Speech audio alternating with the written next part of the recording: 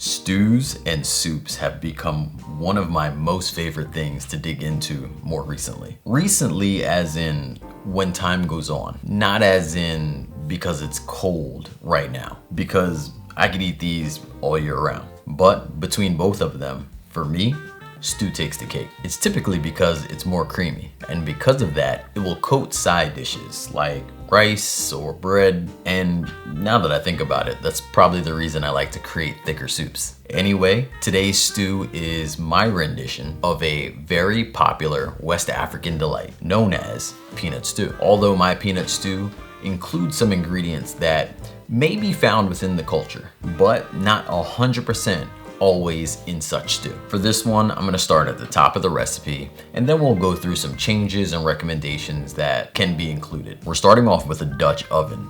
I would say about 5 quarts or bigger. Smaller Dutch ovens might cut things just a bit too close. You could also use a large pot or skillet, maybe about 10 to 12 inches with high walls. Extra emphasis on the high wall part. Add in some olive oil, and if you're oil free, some vegetable stock will do. Or if you really want to mix things up, if you have that peanut butter that has that separation of the oil on top, you can add a little of that in there to get things started. Go ahead and get your fresh aromatics in, and then right after that, or shortly after that, throw in your dry ones. Fresh aromatics, you're looking for some softening to happen. On the onions, you'll look a bit more translucent. On the dry aromatics, you're actually just looking for a bit of a smell. So once it releases its aroma, it's time to go. That also includes the pepper, the serrano pepper. I think I forgot that when I started, but you don't do that. The next step is adding in those heavyweights. The peanuts, the potatoes, the chickpeas. The sweet potatoes are going to be the indicator for when your recipe is complete, but also a huge addition on the flavor and texture of the dish. We'll get to that a little bit later. The chickpeas, you could swap for some other protein, bean or legume, cannellini, butter beans, so something like that. And if you are allergic to peanuts, you could actually do cashews here, and then a little later on in the recipe where we do the peanut butter, you could do cashew butter, and that would be cashew stew, which actually might be a really good idea of something to make. Or you could do tahini if you're allergic to nuts in general, and that's gonna be for the peanut butter. As for the actual peanuts, I would say you could add some other vegetables, something like carrots or celery, or even cauliflower. And if you still have some tomatoes that you need to use up, you could use them here in place of the fire roasted tomatoes that I'm choosing to use. Keeping in mind,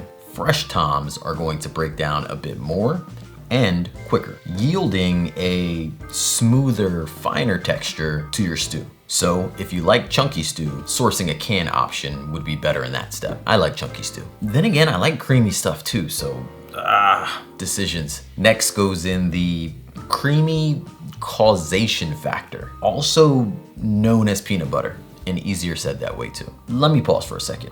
Have you made your own peanut butter before? It is incredibly easy. Literally, high-speed blender, dump in some peanuts, hit the go button. The easiest thing you'll ever do or make and save yourself a ton of money. But cleaning the blender may be a pain in the yeehaw. You know what I mean. And yes, I said yeehaw. Getting back on track, right behind that peanut butter goes vegetable stock and tomato paste. Tomato paste, if you cannot use for whatever reason, you can add in some soy sauce instead or coconut aminos. As for the tomatoes I said earlier, because you couldn't use the tomato paste, just ixnay the tomatoes. Cover it up and boom, Bob's your uncle. At the end of the recipe, choose a green that makes you happy. Collard greens, spinach, kale, those are all just some good options there. Also, I talked about sweet potatoes earlier and it being an indicator of doneness. The sweet potatoes, you wanna cook these until they are basically melting in your mouth. Obviously, don't pick it up out of there and put it in your mouth. Just stick a fork in it, and if it falls apart immediately, then you know you're doing the right thing. You want these things almost borderline mashed potato soft. And you have some options from here. You could either leave them whole and serve your stew with them still whole, or you could actually mash some of them inside of the Dutch oven with the back of your spatula, and then simply stir. And this is gonna create some extraordinary creaminess inside of that stew. This full recipe is live at my website, makeitdairyfree.com. You could also click on the description and there's a link right there for you. Don't forget to be a part of the membership program as it supports the channel tremendously. Lastly, all in all, I just want to say thank you. I appreciate you watching. Until next time, believe in good. Peace.